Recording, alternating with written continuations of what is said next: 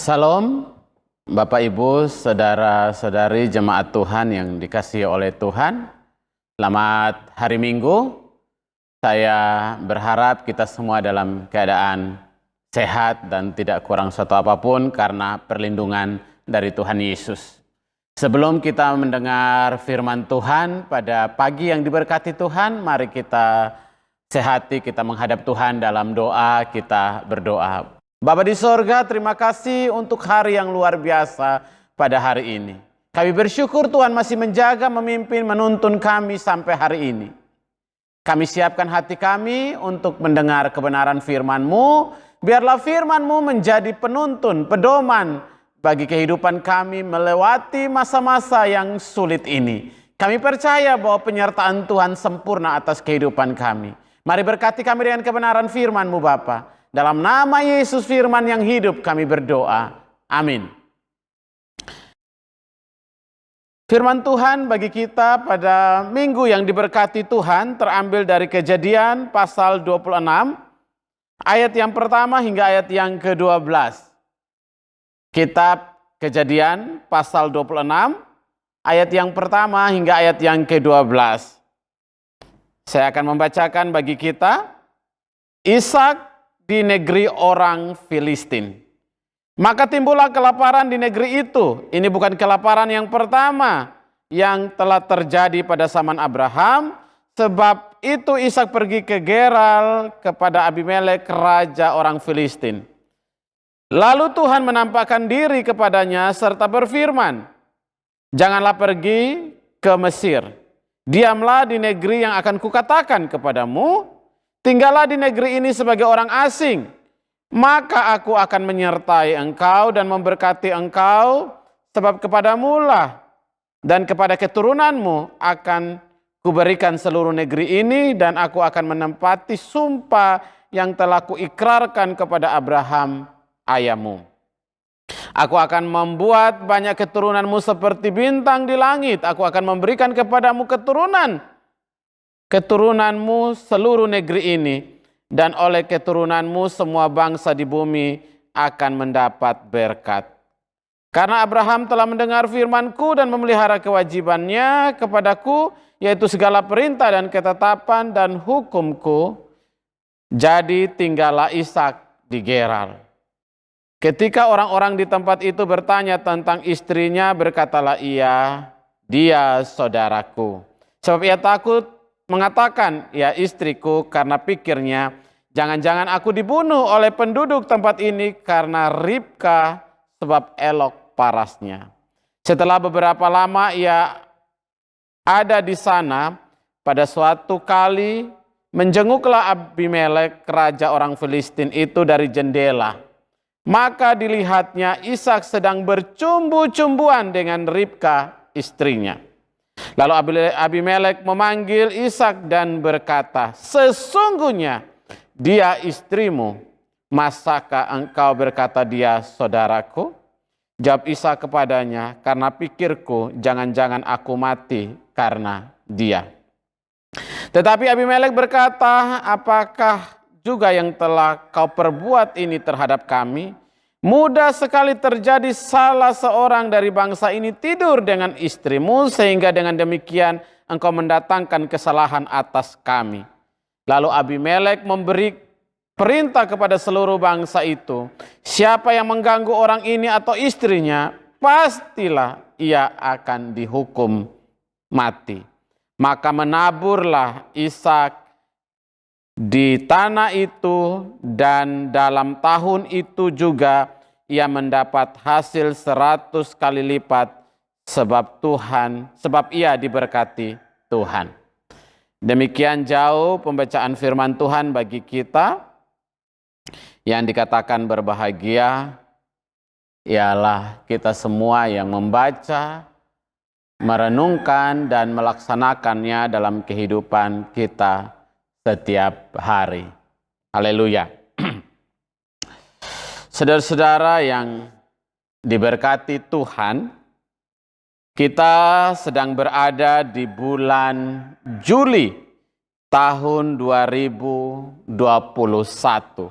Sebagaimana kita tahu bahwa bulan Juli ditetapkan sebagai bulan keluarga GGKMI atau Sinode GKMI, sehingga di seluruh gereja GGKMI di seluruh Indonesia pada bulan Juli kita fokus bicara tentang keluarga.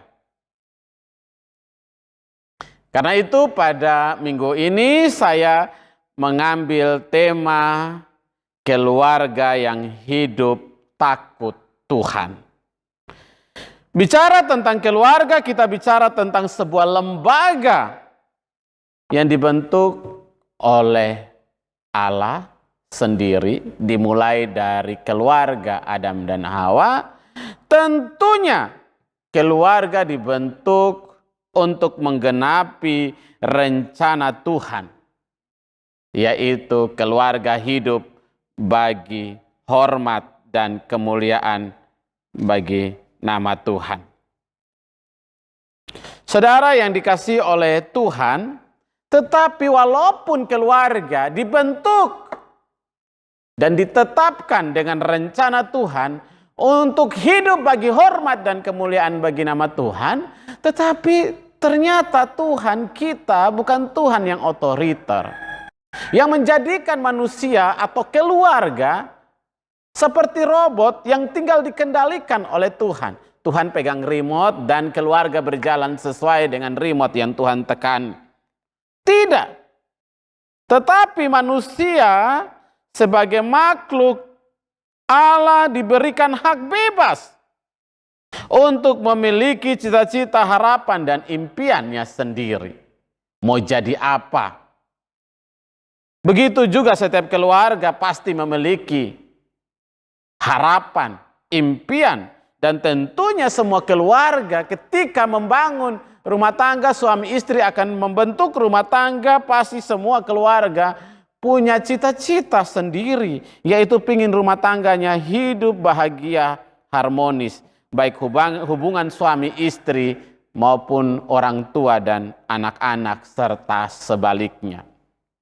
Tapi kita harus ingat bahwa keluarga Kristen hanya bisa hidup bahagia kalau mereka hidup di dalam Tuhan.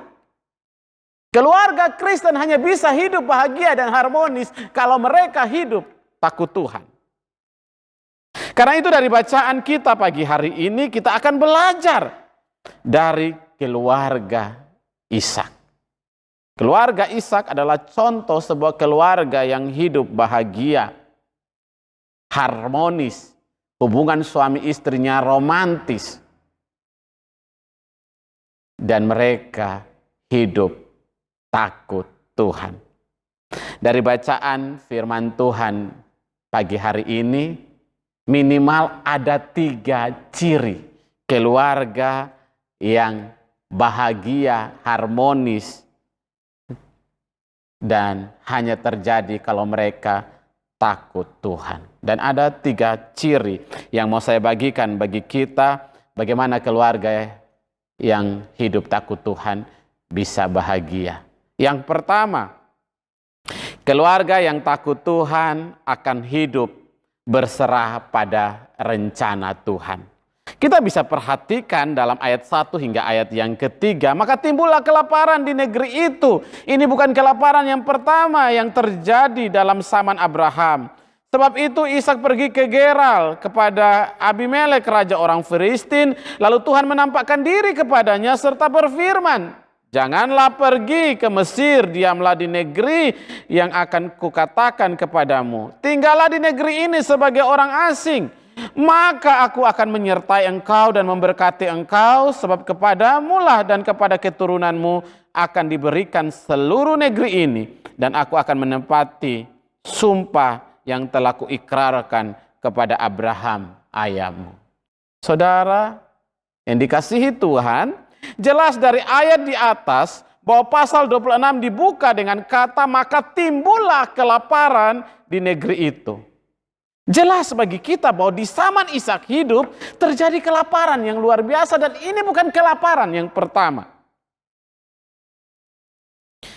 Dan kelaparan ini tidak hanya dialami oleh orang-orang yang ada di sekitar situ, yang tidak kenal Tuhan, tetapi keluarga Ishak pun mengalami musibah yang sama, yaitu kelaparan. Padahal kita tahu bahwa keluarga Ishak adalah keluarga yang takut Tuhan, setia beribadah, mempersembahkan korban bakaran kepada Tuhan. Tapi ternyata mereka juga mengalami musibah yang sama dengan orang-orang di sekitarnya, orang yang tidak hidup di dalam Tuhan. Tapi yang membedakan keluarga Ishak dan keluarga dari orang-orang yang di luar Tuhan adalah ketika dalam musibah kelaparan itu, mereka tetap diberkati Tuhan. Ayat 3, 2 dan 3, lalu Tuhan menampakkan diri kepadanya serta berfirman, jangan pergi ke Mesir, diamlah di negeri yang kukatakan, tinggallah di sana dan Tuhan akan memberkati mereka. Tinggallah di negeri ini sebagai orang asing, aku akan menyertai engkau. Jadi jelas bagi kita bahwa di tengah musibah kelaparan, keluarga Ishak tetap dalam pemeliharaan Tuhan. Jadi menunjukkan kepada kita bahwa musibah itu bisa terjadi di mana saja, kapan saja, tanpa kompromi. Tidak hanya terjadi bagi orang-orang di luar Tuhan, tetapi bisa terjadi di antara kita. Tetapi yang membedakan kita dengan orang-orang di luar sana, bahwa penyertaan Tuhan sempurna atas orang-orang yang hidup di dalam Tuhan. Ini menunjukkan kepada kita bahwa keluarga Kristen tidak steril dari masalah. Keluarga Kristen tidak bebas dari masalah. Tetapi yang membedakan, walaupun dalam masalah, kita tetap ada dalam pemeliharaan Tuhan. Ketika ada masalah, mungkin orang di luar Tuhan, ketika ada musibah, banyak mengeluh, banyak komplain, banyak putus asa, banyak yang ingin bunuh diri, gampang sekali komplain kepada Tuhan. Tapi keluarga Ishak, Alkitab jelas tidak menulis bahwa Ishak marah, komplain kepada Tuhan. Tetapi Ishak justru hidup, tunduk, dan berserah pada rencana Tuhan. Karena apa? Ayat 2 dan 3, Tuhan janjikan, tinggallah di negeri ini sebagai orang asing, maka aku akan menyertai engkau dan memberkati engkau. Sebab kepadamu lah dan keturunanmu akan diberikan seluruh negeri ini, dan aku akan menempati sumpahku yang kuikrarkan. Jelas bagi kita bahwa Ishak dijaga Tuhan. Karena itu dia tidak perlu marah, dia tidak perlu komplain. Dia lebih memilih untuk hidup berserah kepada Tuhan. Percaya akan janji-janji Tuhan. Karena dia percaya bahwa janji Tuhan pasti tergenapi dan indah pada waktunya. Dia percaya bahwa musibah yang dialami, kelaparan yang dialami adalah bagian dari cara Tuhan memprosesnya. Membuat dia menjadi pribadi yang lebih kuat dan membentuk keluarganya hidup berserah kepada Tuhan.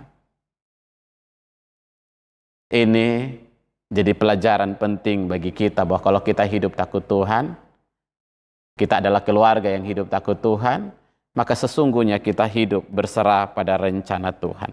Bagaimana dengan keluarga kita di tengah-tengah situasi musibah COVID yang akhir-akhir ini makin menggila? Kemarin kasus positif sampai 41.000 jiwa satu hari.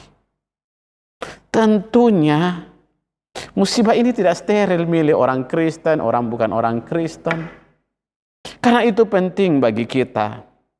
Kalau kita hidup takut Tuhan, maka kita hidup berserah kepada Tuhan. Kita percaya bahwa musibah seperti yang dialami oleh Ishak bagian dari cara Tuhan memproses kita, untuk hidup berserah kepada Tuhan. Mungkin juga COVID ini bagian dari cara Tuhan memproses keluarga-keluarga Kristen untuk lebih kembali hidup takut Tuhan, hidup berserah kepada Tuhan, dan kembali membentuk mesbah keluarga yang selama ini mungkin ditinggalkan karena kita merasa bahwa kita mampu sendiri, kita kuat, kita bisa survive hidup kita tanpa Tuhan.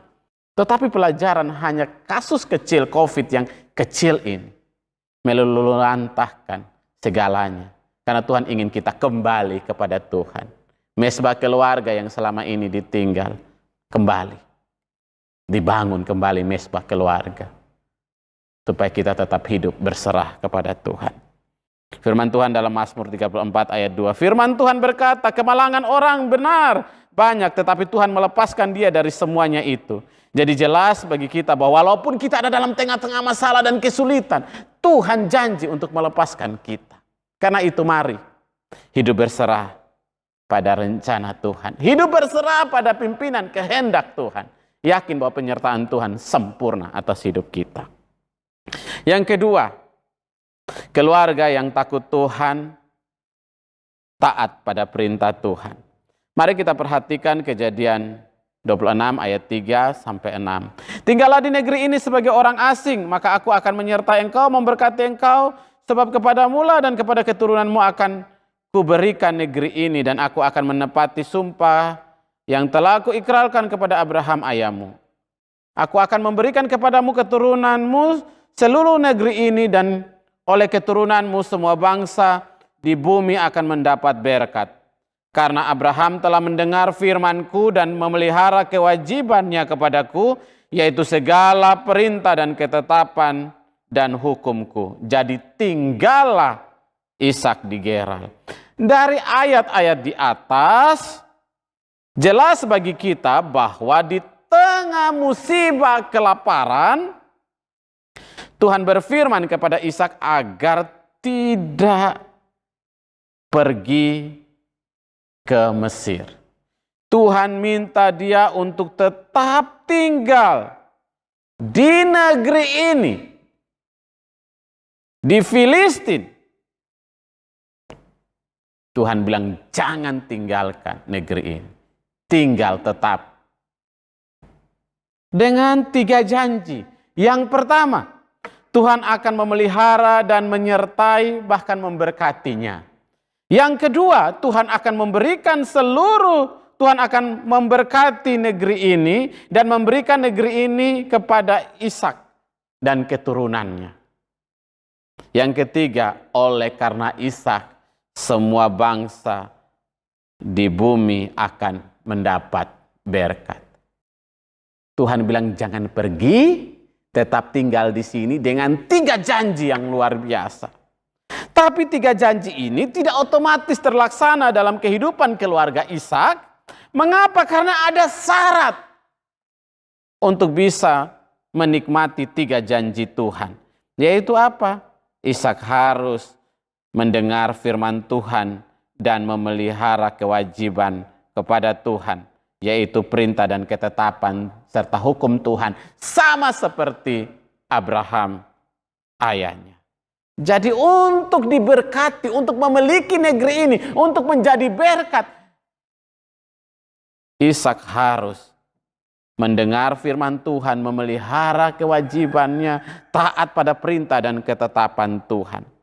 Ini jelas bukan syarat yang ringan bagi Ishak dan keluarga. Apakah dia mampu menjalankan syarat ini? Satu syarat untuk mendapat berkat yang luar biasa. Tetapi saudara, walaupun syarat ini tidak mudah dan mungkin kita juga tidak akan mudah melakukan perintah ini. Tetapi ayat yang ke-6 jelas ditulis, jadi tinggallah Ishak di Gerar. Hal ini jelas bagi kita bahwa Ishak dan keluarganya tunduk pada perintah Tuhan. Tuhan bilang jangan pergi ke Mesir, tetapi tinggallah di negeri ini. Dan itu yang dilakukan Ishak. Dia tetap tinggal di negeri ini atau di Gerar selama musibah kelaparan itu berlangsung. Dan apa yang Tuhan lakukan untuk keluarga. Kita lihat ayat 12. Alkitab mencatat dengan jelas, maka menaburlah Ishak di tanah itu, dan dalam tahun itu juga ia mendapat hasil 100 kali lipat, sebab ia diberkati oleh Tuhan. Jadi jelas dari ayat tersebut bahwa karena ketaatan Ishak kepada segala perintah Tuhan, maka keluarganya diberkati Tuhan. Tuhan memberkatinya ketika dia memilih untuk taat pada kehendak Tuhan. Tuhan memberkatinya 100 kali lipat ketika dia menabur karena hatinya yang taat kepada Tuhan. Artinya kalau kita mau hidup takut Tuhan, kita mau hidup berserah kepada Tuhan, melakukan segala perintah Tuhan, dan menjauhkan diri kita dari segala larangannya, saya percaya kita pasti diberkati Tuhan. Diberkati Tuhan bukan berarti tidak ada masalah di sekitar kita. Diberkati Tuhan menunjukkan bahwa bicara tentang pemeliharaan Tuhan, bicara tentang perlindungan Tuhan dalam segala situasi, diberkati juga dalam segala hal. Karena itu bagaimana dengan kita, keluarga kita di zaman ini? Dapatkah kita menemukan keluarga Kristen yang hidup berpegang kepada perintah dan ketetapan Tuhan, yang taat pada perintah Tuhan di zaman ini? Sudah hampir sulit kita temukan keluarga-keluarga Kristen yang hidup takut Tuhan dan taat pada perintah Tuhan. Karena akhir-akhir ini banyak keluarga Kristen yang melayani Tuhan, tapi masih pergi ke dukun. Masih banyak keluarga Kristen yang melayani tapi tidak hidup taat kepada Tuhan, tidak hidup takut Tuhan. Masih percaya pada dongeng-dongeng, masih mengikuti tradisi-tradisi adat istiadat yang kadang-kadang berujung kepada kebinasaan. Bagaimana dengan keluarga kita? Sudahkah kita hidup takut Tuhan? Mari belajar dari keluarga Ishak untuk hidup taat pada firman Tuhan dan melakukan segala perintahnya. Yakin bahwa Tuhan akan memberkati kita di tengah-tengah situasi yang tidak mudah ini. Yang ketiga dan terakhir, keluarga yang takut Tuhan adalah keluarga yang tetap menjaga kemesraan rumah tangganya. Saudara, mari kita perhatikan ayat 7 hingga ayat yang ke-11. Ketika orang-orang di tempat itu bertanya tentang istrinya, berkatalah ia, "Dia saudaraku," sebab ia takut mengatakan ia istriku, karena pikirnya jangan-jangan aku dibunuh oleh penduduk tempat ini karena Ribka, sebab elok parasnya. Setelah beberapa lama ia ada di sana, pada suatu kali menjenguklah Abimelek raja orang Filistin itu dari jendela, maka dilihatlah Ishak sedang bercumbu-cumbuan dengan Ribka istrinya. Lalu Abimelek memanggil Ishak dan berkata, "Sesungguhnya dia istrimu, masakah engkau berkata dia saudaraku?"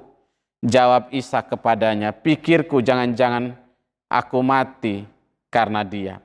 Jadi jelas ayat tersebut kita melihat bahwa Ishak karena takut dibunuh, akhirnya dia dan istrinya Ribka merencanakan, mengatur rencana. Jika kalau ada orang bertanya, "Ini siapa?" jangan bilang kamu istri. Jangan pernah bilang kalau kamu istriku, tapi bilanglah kamu saudaraku. Tetapi ternyata rencana mereka tidak sesuai dengan rencana Tuhan. Ya. Ketika Raja Filistin Abimelek menjenguk ke arah rumah mereka, ternyata Abimelek melihat bahwa Ishak dan Ribka sedang bercumbu-cumbuan dengan mesra. Dari cerita ini jelas bagi kita bahwa ternyata keluarga ini dalam situasi yang sulit, mereka tetap hidup harmonis, mesra. Sampai kemesraan dan romantis mereka dilihat oleh Raja Filistin, sehingga Raja Filistin marah. "Apa yang kamu lakukan? Bisa-bisa orang akan mengambil dia istrimu." Tapi dia bilang mereka takut. Ishak merasa takut karena nanti dia akan mati. Tetapi justru luar biasa, Tuhan menempatkan hati yang luar biasa kepada Abimelek. Dia memberikan perintah, barang siapa yang berani dengan Ishak dan istrinya pasti akan dihukum. Luar biasa, Tuhan menjaga keluarga ini.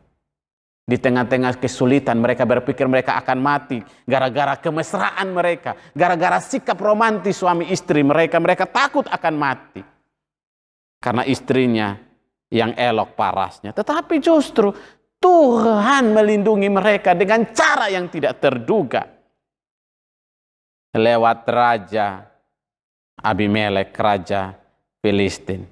Dari kisah Ishak dan Ribka ini kita belajar bahwa sesungguhnya kebahagiaan itu mestinya tidak dipengaruhi oleh situasi dan kondisi. Jangan kita sebagai suami istri hanya akan romantis, harmonis kalau situasi dan kondisi lagi baik, moodnya ada. Tetapi ketika dalam kondisi-kondisi tertentu, ribut, bertengkar,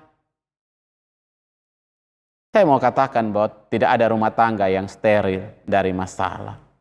Tetapi masalah dalam rumah tangga bukan alasan bagi kita untuk membuat hubungan suami istri hambar tanpa ada cinta dan sayang dalam hubungan suami istri. Kita belajar bahwa suami istri punya karakter, watak yang berbeda. Karena itu proses belajar menjadi suami istri adalah proses pembelajaran seumur hidup. Untuk terus mengenal pasangan kita, makin hari harus pengenalan kita makin lebih baik. Dan demikian makin hari rasa cinta kepada suami atau istri harusnya makin bertumbuh. Karena itu kadang-kadang saya merasa ketika pemberkatan nikah, lihat pengantin mesra, bahagia, kemudian senyum malu-malu, gitu. Kayaknya sesuatu begitu. Tapi ketika berumah tangga 2, 3, 4 tahun, duduknya tidak lagi bersama, di gereja satu di depan, satu di belakang, pulang jalan sendiri-sendiri, sesuatu. Ada sesuatu yang bermasalah. Awalnya waktu pacaran kata cinta setiap hari, tapi akhir-akhir ini untuk mengucapkan kata cinta kepada pasangan aja hampir sudah tidak lagi. Atau sekedar mencium kening istri atau suami, itu sudah hampir tidak ditemukan lagi. Padahal kalau kita lihat Ishak dan Ribka ini bercumbu-cumbuan bukan dalam usia pernikahan 1-2 tahun. Tetapi diprediksi usia pernikahan 35-40 tahun waktu mereka bercumbu-cumbuan itu. Sudah tua. Artinya kemesraan suami istri harusnya tidak tergantung pada situasi dan kondisi. Memang masalah ada dalam rumah tangga, tapi jadikan setiap kali ada masalah, di akhir dari masalah itu harusnya membuat cinta kita, suami istri makin bertumbuh dan makin indah. Karena kalau kita bilang keluarga takut Tuhan mestinya digambarkan juga dengan hubungan suami istri romantis, harmonis. Bagaimana dengan Tuhan yang tidak kelihatan kita bisa bilang kita takut Tuhan dan kita mengasihi Tuhan, sementara pasangan kita yang ada di samping kita saja kita tidak mengasihi dia. Lalu cinta model apa yang kita bilang cinta kepada Tuhan? Karena cinta kepada Tuhan adalah cinta tanpa pamrih. Sementara orang di samping kita itu kan cinta kadang-kadang pakai pamrih. Nah ini saja kita sulit, apalagi mau tulus mencintai Tuhan. Kita harus belajar dari hubungan suami istri kalau kita bisa mencintai. Saya juga baru dalam berumah tangga, baru mau 20 tahun berumah tangga. Dan masalah juga ada. Tapi bukan alasan bagi kita untuk tidak menjaga keharmonisan. Romantis suami istri. Saya mau bilang ada banyak keluarga yang suaminya pergi kerja diantar dengan ciuman dari istrinya di keningnya. Dan pulang juga disambut dengan ciuman di kening suaminya. Minimal membuat suami tidak melakukan hal-hal di luar. Mau selingkuh ingat, tadi istri antar dengan ciuman dan pulang pasti disambut dengan ciuman. Ada banyak keluarga yang memberikan kesempatan iblis masuk dalam rumah nikahnya. Perselingkuhan terjadi dalam rumah tangga karena yang pertama, keluarga suami istri tidak harmonis. Dan roh perselingkuhan akan menyebar dalam keluarga. Dan roh perselingkuhan tidak hanya terjadi di keluarga yang tidak percaya Tuhan. Ada banyak keluarga Kristen yang jatuh dalam roh perselingkuhan. Karena apa? Rumah tangganya tidak harmonis. Tidak usah bicara tentang anak, suami istri tidak harmonis. Ada banyak keluarga yang melayani Tuhan, tapi selingkuh di luar. Karena apa? Hubungan di dalam rumah tangga yang tidak harmonis. Karena itu, saudara-saudara yang diberkati Tuhan, mari jaga rumah nikah. Jaga keharmonisan dalam rumah tanggamu, tetap romantis, tetap saling mengasihi, sebagai gambaran engkau mengasihi Tuhan. Jika engkau keluarga menyebut dirimu sebagai keluarga yang takut Tuhan, saya yakin bahwa yang pertama, engkau akan tetap hidup berserah kepada Tuhan di tengah-tengah situasi yang tidak mudah. Yang kedua, engkau akan tetap hidup dan menjaga keluargamu hidup takut Tuhan. Yang ketiga, engkau akan tetap menjaga rumah tanggamu tetap harmonis dan romantis hubungan suami istrinya. Firman Tuhan, Mazmur 112 ayat 1-3 berbunyi, Haleluya, berbahagialah orang yang takut akan Tuhan, yang sangat suka kepada segala perintahnya. Anak cucunya akan perkasa di bumi. Angkatan orang benar akan diberkati Tuhan. Harta dan kekayaan ada di rumahnya. Kebajikan tetap untuk selamanya. Sungguh firman Tuhan ini tergenapi dalam keluarga kita kalau kita hidup takut Tuhan. Kalau kita hidup berserah Tuhan. Kalau kita taat pada firman Tuhan dan menjaga keluarga kita. Terlebih hubungan suami istri tetap harmonis. Maka kitalah keluarga-keluarga yang hidup takut Tuhan dan diberkati Tuhan. Kiranya firman Tuhan ini memberkati kita. Amin.